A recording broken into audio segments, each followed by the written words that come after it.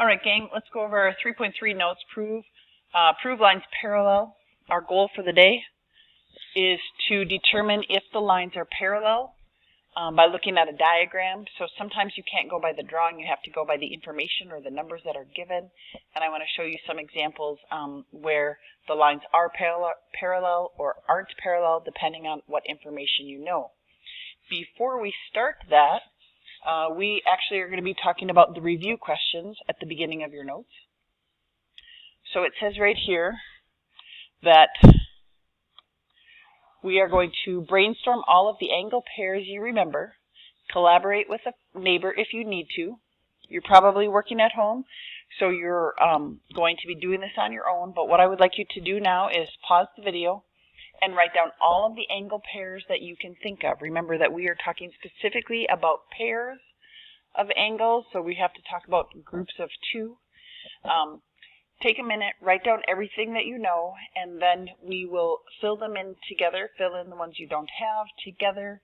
And remember, you can always pause and erase, and so just do your best to review what you know, and then I will get back to you. So stop now and do some writing, and we'll get back to you in a sec. All right, I have some of my answers filled in here, and I'm going to kind of show you them one at a time here. So the first ones that I came up with were complementary and supplementary. Look on your list. Are they somewhere? They do not have to be at the top of your list, but are they somewhere? Remember, complementary angles are two angles that add up to 90 degrees. And supplementary angles are two angles that add up to 180 degrees. Remember, we turned the S into the 8 and the C into the 9 to help us remember 90 degrees and supplementary 180 degrees. The next couple angles that I remembered were the vertical angles and the linear pair angles.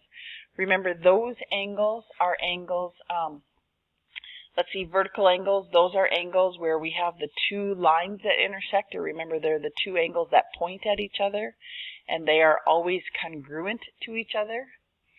This one on the top and this one on the bottom are also vertical angles.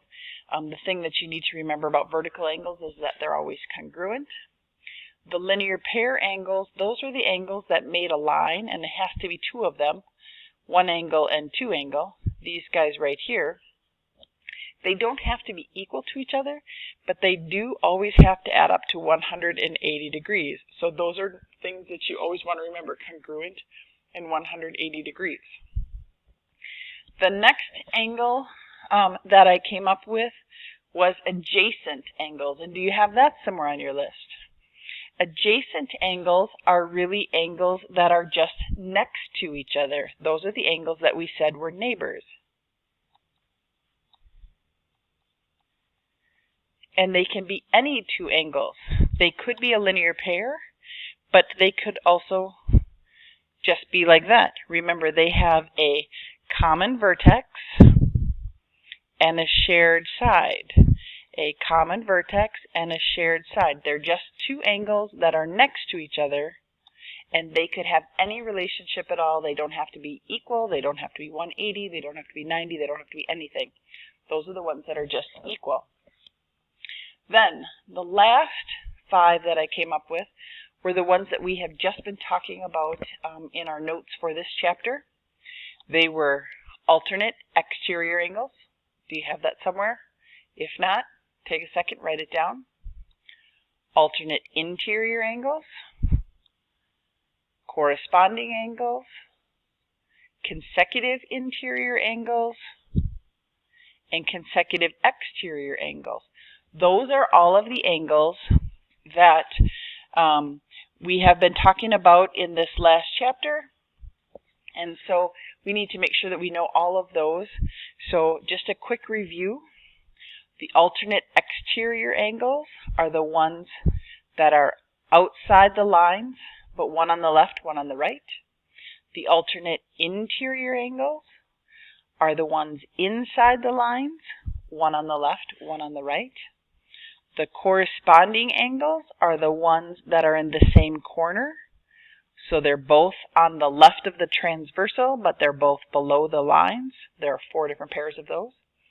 The consecutive interior angles, those are the ones between the lines but on the same side. And the consecutive exterior angles are also on the same side of the transversal, but they're outside the lines. When we're dealing with parallel lines, these angles all have special relationships. The alternate exterior angles were equal. The alternate interior angles were equal. The corresponding angles were equal. The consecutive interior angles, those were the ones that were 180 degrees, and the consecutive exterior angles, those are the ones that are 180 degrees. Remember, these guys right here are the ones that we have been studying for this chapter, so those are the ones for sure that you need to make sure that you have on your notes. Maybe you put them on flashcards. Those are the 5 that you need to know for this test. Specifically, all of that other stuff could show up anywhere, but it's not going to be the focus of the test that we're going to be taking. So now what I would like you to do is pause your video. We're going to get started on the notes if you need those. Practice, I guess, for this lesson. And then you can try your homework. See you in a bit.